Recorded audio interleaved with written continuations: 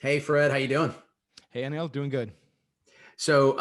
Fred, 2020, tough year, hand over heart. An expression, hindsight is 2020. I think no one will ever want to use again. When it comes to this past year, and as we prepare for 2021, um, I'm kind of thinking there are some things that I want to make sure that I jot down, reflect on, and bring into 2021. Um, what are your thoughts? And then we'll take it from there. I think that's a great topic.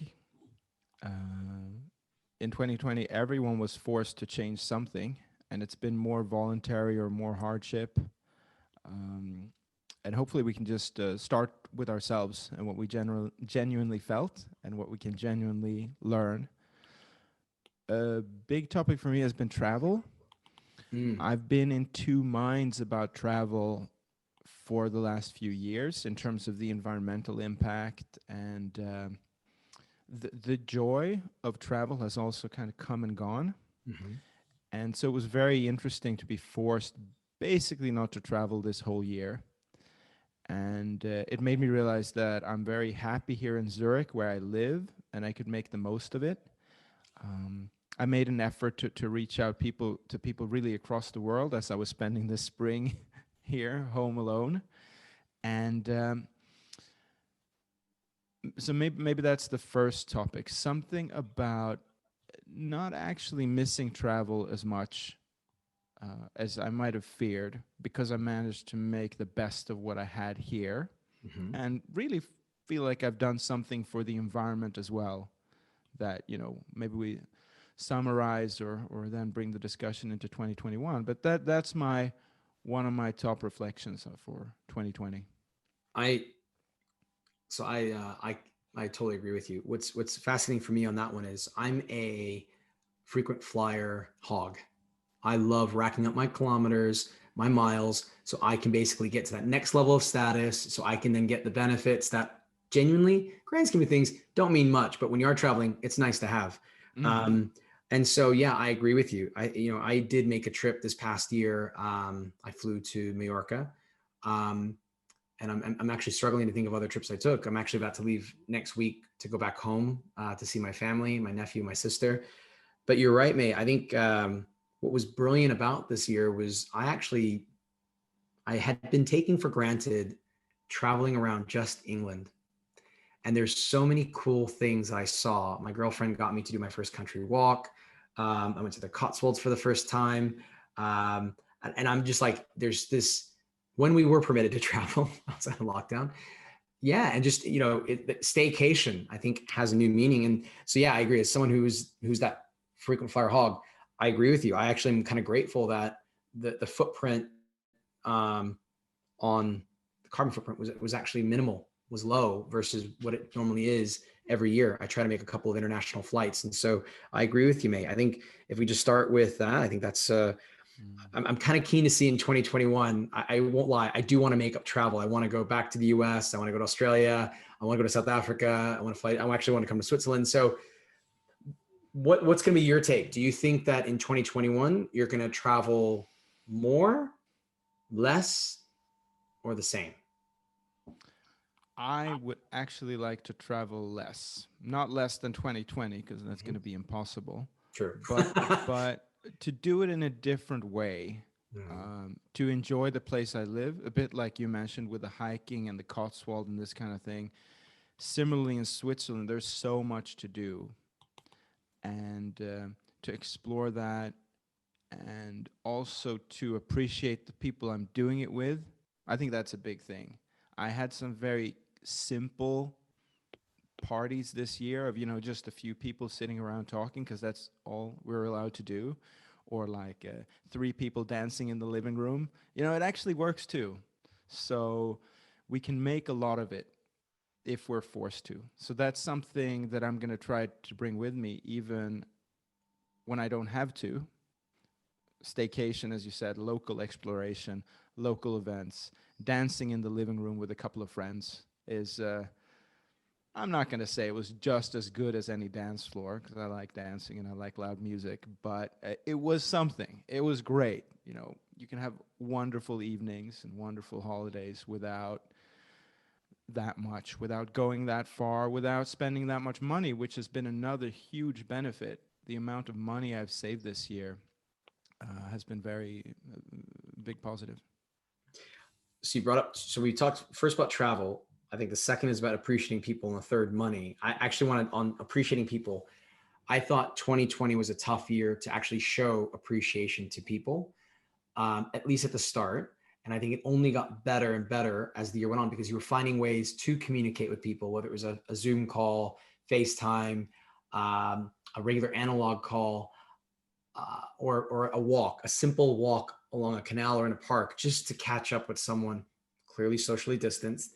But I think how I learned to appreciate people in my life in 2020 is definitely something I want to take into 2021. Mm. And it's there was a moment maybe 2-3 months ago I thought I was a crap friend. I'm like, I'm not seeing my friends, I'm not in touch with them as much. And I went for a bike ride with one of them, and I said to him, I said, man, I'm sorry I lost touch with you. I really feel I want to do a better job. And believe it or not, we have done a better job. Whether it's instead of texting, this can be a simple phone call and then having a chat about things. So I fully agree with you. I think appreciating people either you travel with or you do things with, dance floor in the living room or a walk in the park. I think you're right. We should take how we appreciate people into 2021. And that makes me think that it challenges us to open up a little bit more. Mm-hmm. Because if there is a lot of external entertainment, you can have a lot of fun without talking that much, or without going that deep. But if you're sitting just two people, three, four, uh, just on a picnic blanket or on a park bench, it probably only works. I mean, if people are just like super entertaining, or if you open up and if you say those kind of things like, "How can I be a better friend?" or something like that. I don't know. It even makes me cringe just saying it, but it can be.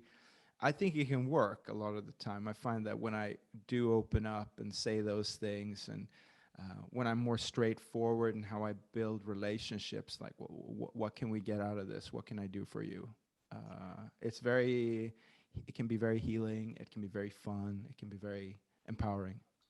I agree. And I think the opening up a bit more in a small group, I do feel it's allowed us to be a bit more intimate. I know we don't like this, group of six thing and three household, like all that, all these rules, but in a way you're able to now have, and I genuinely now reflect on it, conversations with my girlfriend, one-to-one dinners, movies, but then we go out for a beer with another couple and just have a nice chat. So it's more intimate. It's more, you can't, as opposed to if you have a massive group, sometimes the conversation's so surface, you never really get to know people and really understand them and what makes them tick. And I agree. I remember conversations on a blanket and, Primrose Hill, watching the sunset, just really nice. So I agree with you, mate. It's definitely something that we need to find a way to, you don't need 100 people for your party. But the third one that you brought up is just on how you save money.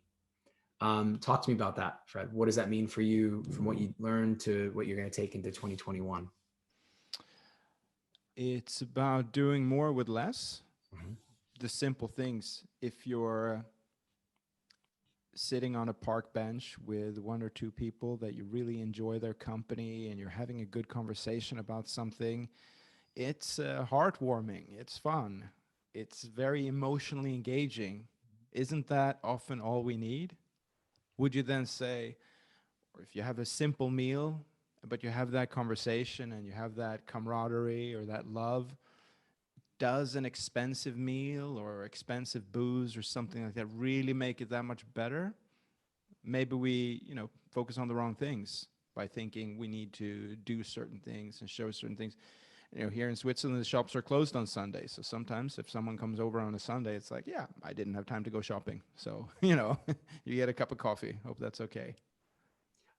But I love that because I think in the past we normally would go shopping and like, hey, let's go shopping together. And you're walking and you're not really engrossed in conversation in each other. You're like, hey, what do you think about this? And you're having a light banter as you're but you're not really focused on the conversation. Mm-hmm.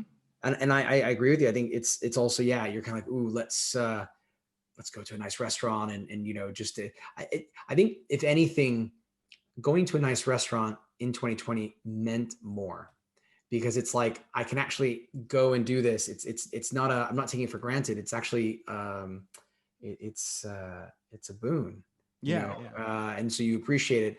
But then it's equally as nice just to, hey, crack open a bottle of wine and order some Deliveroo and just have a nice take in and just have, you know, watch a movie. You don't need to go to the cinema, so to speak. So it's yep, interesting how you're right. We don't need to spend money in order to connect with people or connect with ourselves or feel good. As much as retail therapy is there, and digital sales, I think, have shown that in the last 9 months that people are still buying, but I think it's how we spend and appreciating where we put that spend.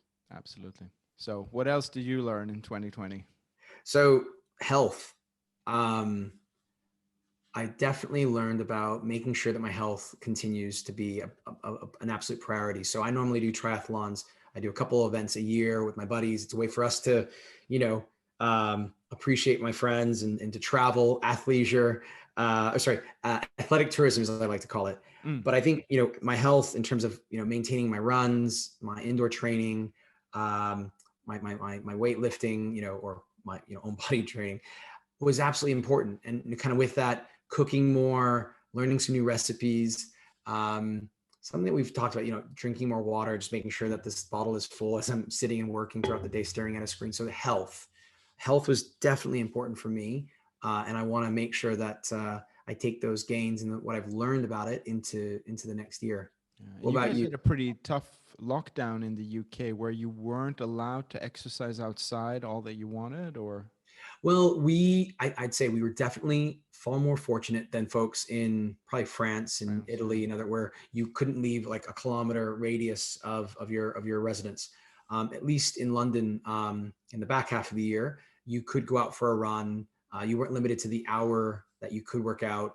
You weren't limited to who you know, people you could be with when you're working out outside, going for a ride, going for a run.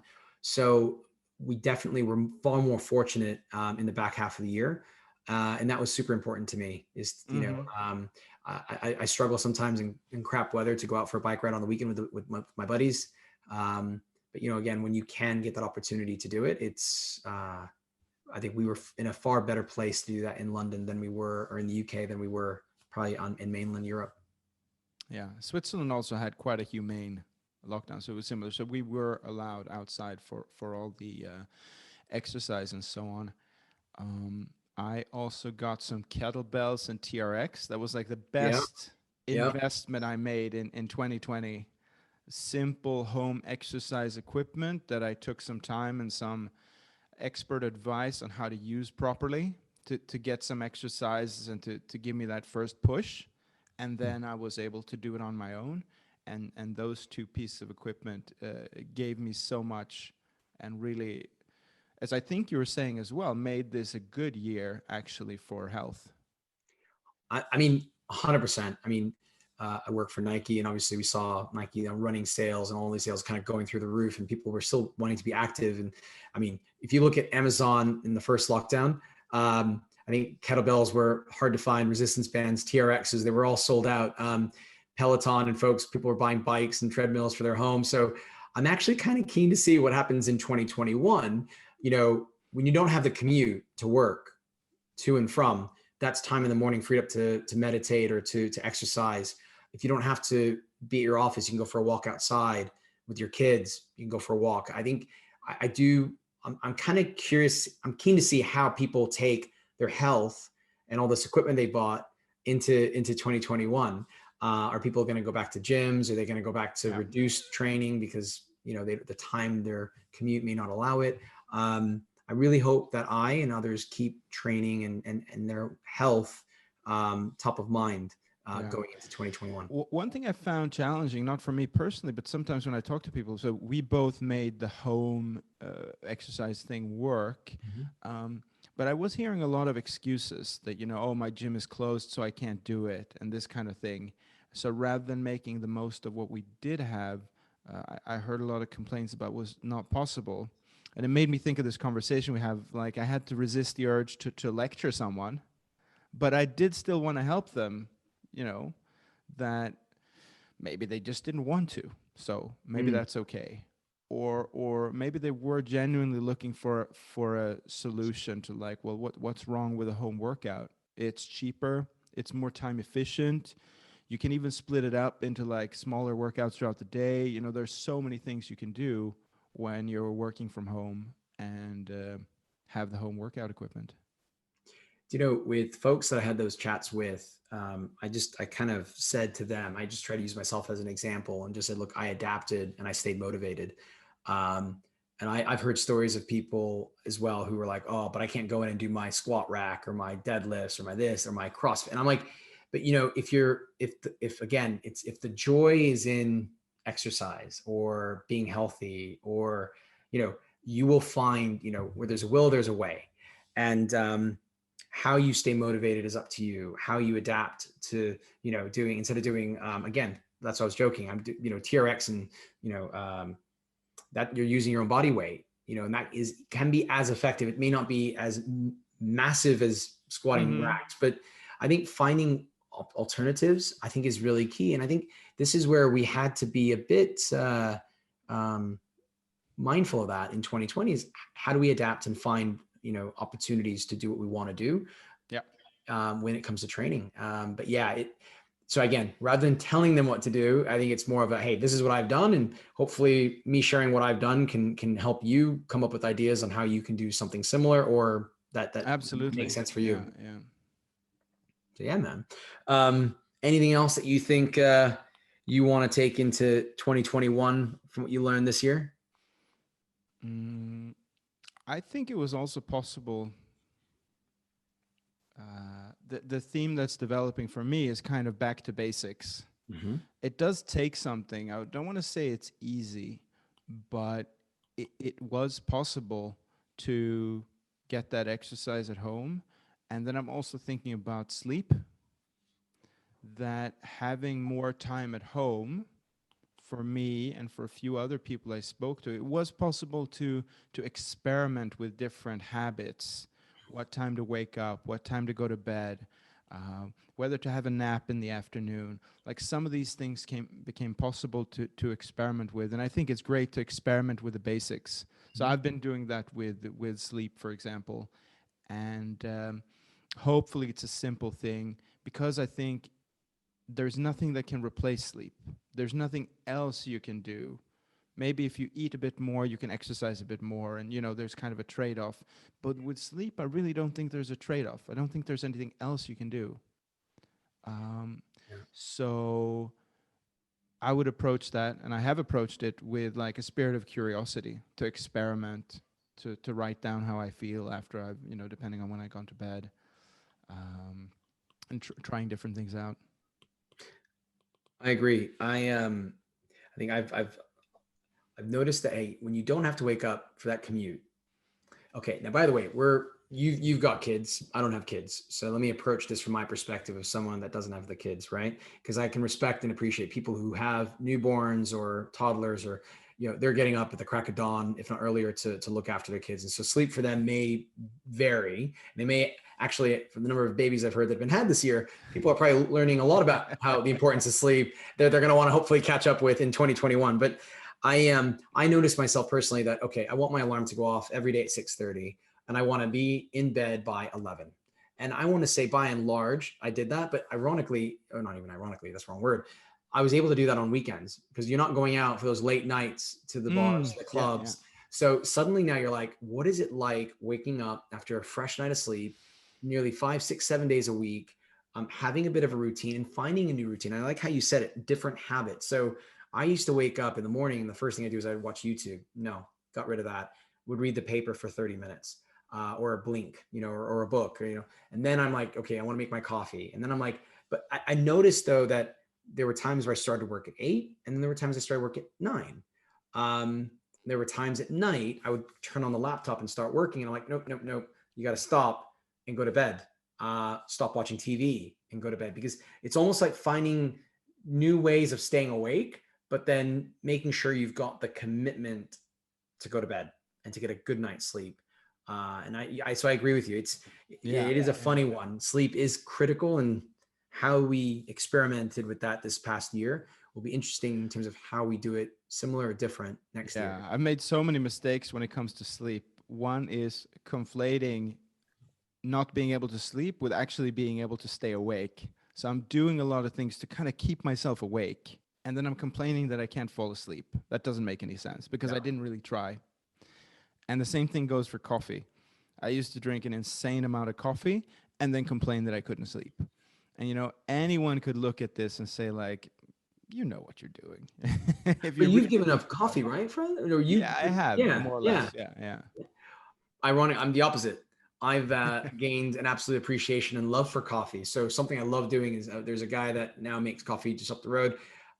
We visit him 2-3 times a week, and like we talk coffee, and he shares the new packs and beans that he's Amazing. Yeah. made. So like, but it's still limited to just the one. So I am trying to make sure I don't let that interrupt my sleep. Exactly. I mean, I think coffee is great. It tastes great on certain days. It's a beautiful thing. But then what I wouldn't allow myself to do is also complain that I can't sleep. Because then I should at least try, to identify what I'm doing that's working against the things that I want to change. So I mean, I used to be delusional, right? In terms of That sounds in familiar. I terms feel like of we what I talked was about that. doing and the results I expected. No, it's fair. I think that the main thing is, we were, if anything, we were making excuses. We had no excuses in the last, let's say 6 to 12 months to not get a good night's sleep. I think Yeah, there yeah. are enough reasons and opportunities to, again, if you don't have kids, you have other, like, let's say, priorities or things that you're looking after to kind of get in the way of getting a Mhm. healthy night's sleep. So I fully There, agree. there are two things I wanted to say about that because I feel like, as we talked about before, I don't want to tell anyone what to do or something like that. But there's a big difference if it's possible to approach something with curiosity and as an experiment. For me, that's the key Mhm. to doing anything. To just say, like, you can get ideas from other people, you can get ideas from yourself, and just say, I'm going to try that and make it into something fun and see how it works, and maybe do it together with a friend. Like, let's try not drinking coffee for 2 weeks. Let's try going into bed and closing our eyes at 10. Let's see what happens. And you learn so much from doing an experiment with lifestyle and with your body compared to thinking. I did it with fasting too. It was not this year, but previously. I thought it was going to go a certain way, and it went a totally different way. And only experimentation and trial, ideally with curiosity, can open that up and can lead to those insights. You I can't love that. think your way through that. No, you can't. I think, so I think that's absolutely critical, man. I think what you learn is that curiosity and experimentation when it comes to trying something, um, not necessarily taking what someone says as like, okay, this is scripture, like you need to follow it word for word. You almost make it your own. And if you are able to, yeah, buddy up with someone and say, it's almost like a book club, right? It's like, hey, what do Yeah, you think about yeah. that book? It's like, hey, what do you think about like giving up coffee for a week? Or I once did that with a buddy of mine. We gave up alcohol for 4 months, and I kid you not, we Awesome. were like, how did you feel? He's like, mate, like a fog's been lifted and you feel just Yeah, absolutely yeah. amazing. And we both lost weight. So it's like and to your point, that's why I don't think it's about telling people what to do, but it's like, hey, let me live by my example and let me share my experience. And if something sticks for me, cool. And if it sticks for someone else, great. But you don't necessarily Exactly. it's I think just that's finding beautiful. that, yeah, you gotta find that happy medium, Yeah, and yeah, make it work for you rather yeah. than think you need to And adopt it. and then I think what might have happened is you go back to drinking alcohol, but you do it in a different way. You have a new appreciation for what it feels like to spend Mhm. 4 months sober.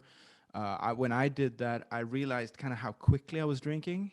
Mhm. Uh, and so after a period of not drinking, I was drinking much more slowly and thoughtfully, um, and I was thinking much more about, maybe these next few days I shouldn't drink, or maybe, um, depending on what I'm doing the next day. It was more kind of calibrated and more thoughtful. I think, I'm not going to use this as a moment to recap and kind of take what we've discussed, Fred, but what we've shared in terms of just the 5 things. So we talked about travel, we talked about appreciating people, we talked about spend, we talked about health, and we talked about back to basics, specifically sleep. But then we also kind of explored just how we can experiment, you know, drinking, caffeine, alcohol, certain foods, certain sleeping habits. I think it's, and I love how you said it. It's how do we learn from it and have a new appreciation for it, and then take that with us into the next year, because it was a tough year, but there were silver linings. And I think it's, if folks can just take the moment over the next couple of weeks to say, hey, what did I try out? What did I do differently this year? Something we may not have captured here that may be relevant for them. How are you learning from it? What new appreciation for it are you going to take with you into 2021, and continue to celebrate that habit, that ritual, that new approach to drinking? I will say this, hand over heart, giving up alcohol was easy after a bit. I will not give up red wine. I love my red wine, and I have a new Amazing. appreciation for it. So you're absolutely right. Sometimes when you lose things, you gain a new appreciation for it. And I think 2020 has definitely taught us that. Yeah, yeah. That's a great summary. Cheers, man. Well, hey, Fred, as always, a pleasure. Thank you again for your time. Look forward to our next chat. Thank you.